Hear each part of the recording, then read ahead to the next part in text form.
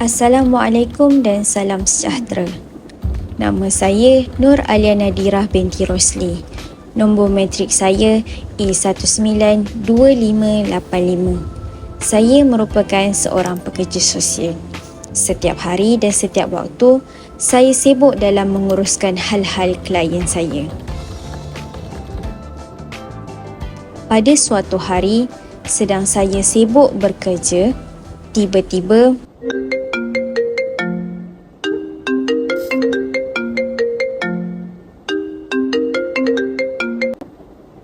Hello, dengan siapa saya bercakap? Hello, nama saya Ariana. Umur saya 14 tahun. Saya takut.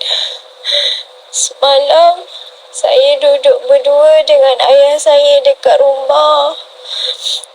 Lepas tu, masa saya tengah tidur dalam bilik, ayah saya masuk bilik tu. Lepas tu, ayah saya sentuh saya. Ayah saya sentuh dekat semua tempat. Saya takut. Saya kena buat apa? Saya tak nak bagi tahu siapa-siapa. Tapi saya takut. Tolong saya. Pada video ini, saya akan membahaskan bagaimana teori-teori dalam bidang kerja sosial dapat dikaitkan dengan isu rogol melalui tahap-tahap dalam sistem pengurusan kes. Sistem pengurusan kes kerja sosial merangkumi langkah-langkah yang diambil untuk membantu mangsa rogol dan memperbaiki keadaan mereka secara menyeluruh. Teori-teori berikut dapat memberikan panduan kepada para pekerja sosial dalam menangani isu rogol dan membantu mangsa mengatasi trauma yang berkaitan. Seperti yang kita sedia maklum, sistem pengurusan kes kerja sosial mempunyai 5 tahap. Yang pertama, penerimaan atau saringan. Yang kedua, penentuan situasi. Yang ketiga, perancangan dan intervensi. Yang keempat, pemantauan dan penilaian. Dan yang terakhir, penamatan. Kita lihat pada tahap yang pertama iaitu penerimaan atau saringan. Tahap ini melibatkan mengenal pasti individu yang terlibat dalam kes rogol dan menyaring mereka berdasarkan kriteria tertentu. Isu penerimaan atau saringan yang berkaitan dengan remaja yang terlibat dalam rogol termasuk keenganan remaja untuk melaporkan kes rogol, kurangnya kesedaran akan hak mereka dan tekanan sosial yang mungkin menghalang mereka daripada mencari bantuan.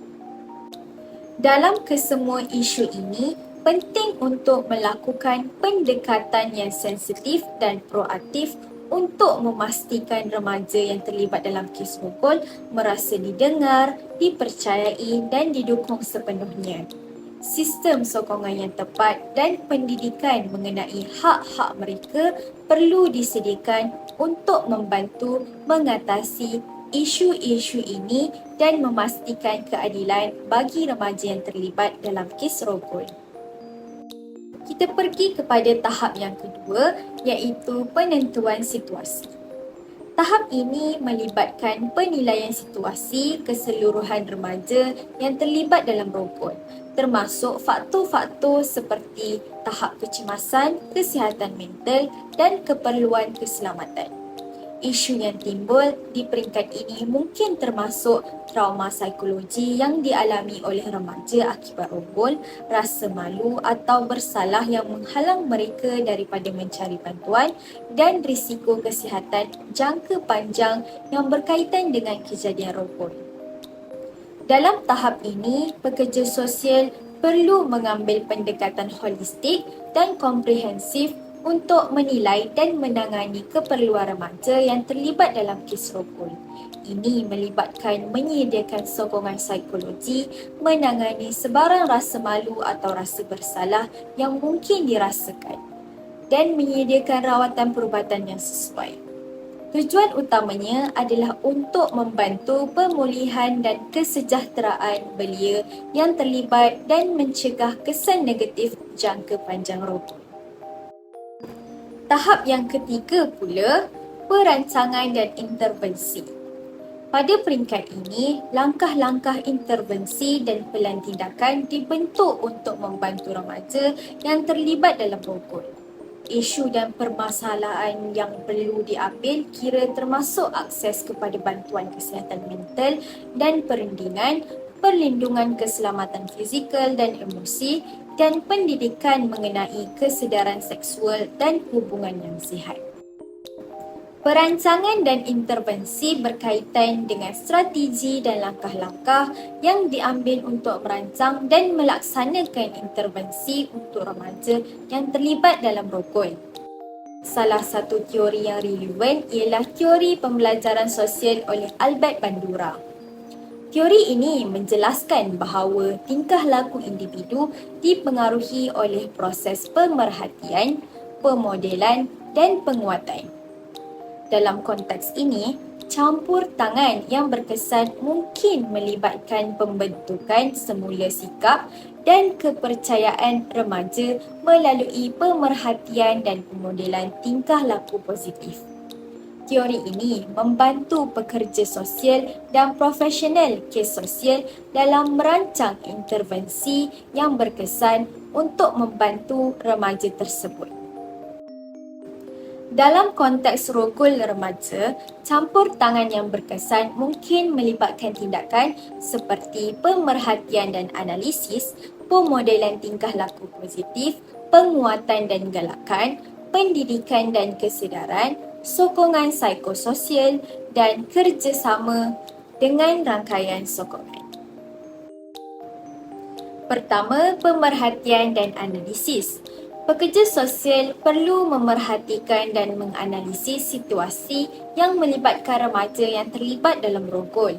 Mereka perlu memahami faktor-faktor yang mendorong atau mempengaruhi tingkah laku tersebut, termasuk faktor persekitaran, sosial dan individu. Yang kedua pula, pemodelan tingkah laku positif. Melalui pemerhatian dan pemodelan, remaja dapat belajar dan menginteranalisasi tingkah laku positif. Pekerja sosial boleh memperkenalkan model peranan yang menunjukkan cara yang sihat dan bertanggungjawab untuk menangani konflik atau hubungan seksual. Ia dapat membantu remaja dalam merumuskan persepsi yang lebih sihat mengenai seksualiti dan hubungan interpersonal. Yang ketiga, peneguhan dan dorongan. Pekerja sosial dapat memberikan peneguhan dan dorongan positif kepada remaja untuk menerapkan tingkah laku yang selamat dan bermoral. Pengukuhan boleh menjadi pujian, ganjaran atau insentif lain yang menggalakkan remaja untuk terus terlibat dalam tindakan positif dan bertanggungjawab. Yang keempat, pendidikan dan kesedaran. Remaja yang terlibat dalam pemerkosaan mungkin memerlukan pendidikan dan kesedaran yang tepat mengenai hak mereka akibat undang-undang dan risiko yang berkaitan dengan tingkah laku seksual tanpa persetujuan. Pekerja sosial boleh memberikan maklumat yang tepat dan relevan dan memudahkan sesi perbincangan untuk meningkatkan pemahaman remaja tentang pentingnya persetujuan dalam hubungan seksual. Yang kelima, sokongan psikososial. Remaja yang terlibat dalam rogol mungkin memerlukan sokongan psikososial intensif untuk mengatasi trauma dan pulih. Pekerja sosial boleh memberikan kaunseling individu atau kumpulan, terapi trauma dan bantuan lain yang sesuai untuk membantu belia membina kekuatan dan menangani kesan negatif pengalaman traumatik. Yang terakhir, kerjasama dengan rangkaian sokongan. Pekerja sosial boleh bekerjasama rapat dengan rangkaian sokongan sedia ada termasuk keluarga, rakan dan organisasi komuniti tempatan. Kerjasama ini dapat membantu memastikan bahawa campur tangan yang disediakan melibatkan semua pihak yang terlibat dalam pemulihan remaja. Melalui teori pembelajaran sosial oleh Albert Bandura, perancangan dan intervensi menyediakan rangka kerja yang lebih tersusun untuk pekerja sosial untuk merancang strategi intervensi yang sesuai dan berkesan. Dengan memahami faktor-faktor yang mempengaruhi tingkah laku remaja yang terlibat dalam rogol, pekerja sosial boleh bertindak balas dengan langkah-langkah yang sesuai untuk membantu remaja dalam proses pemulihan mereka. Kita kembali kepada sistem pengurusan kes kerja sosial pada tahap yang keempat, iaitu tahap pemantauan dan penilaian.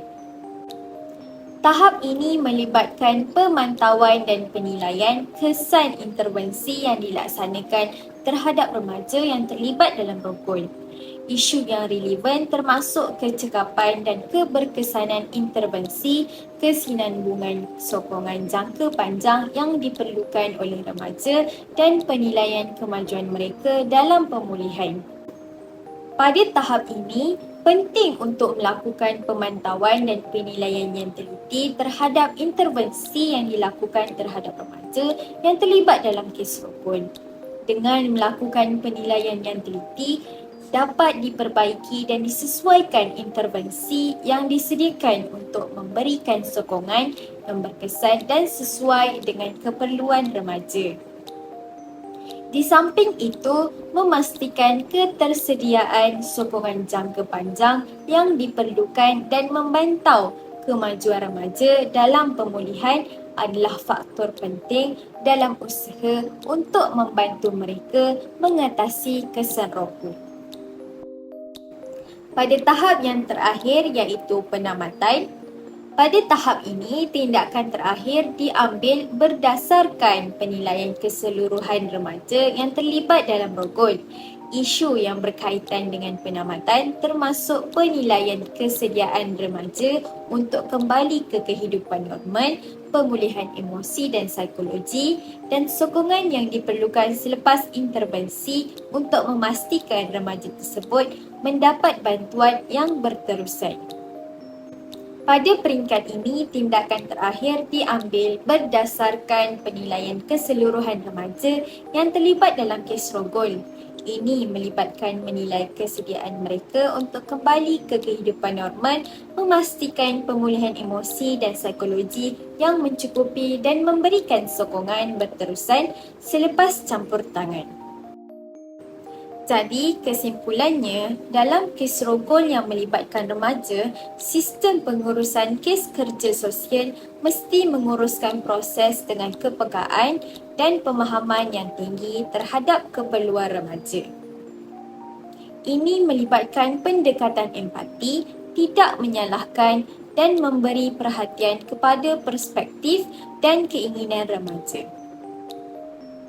Sokongan emosi, perubatan dan undang-undang yang sesuai harus diakses oleh remaja dan sistem pengurusan kes kerja sosial harus bekerjasama rapat dengan agensi dan organisasi yang berkaitan untuk memastikan akses yang mencukupi kepada sumber-sumber ini. Tujuan utamanya adalah untuk membantu golongan muda mencapai pemulihan dan keadilan selepas pengalaman traumatik. Dalam proses menguruskan kes kerja sosial, juga penting untuk memahami keperluan individu belia yang terlibat. Setiap remaja mempunyai keperluan yang unik, sama ada dari segi sokongan emosi, sokongan perubatan atau sokongan undang-undang. Oleh itu, sistem pengurusan kes kerja sosial mesti menggunakan pendekatan adaptif dan menyediakan intervensi yang disesuaikan dengan keperluan dan pilihan remaja.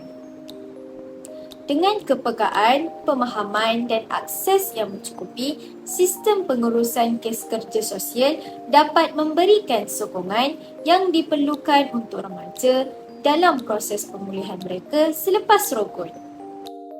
Sekian daripada saya. Assalamualaikum warahmatullahi wabarakatuh. Ingat, rogol adalah rogol.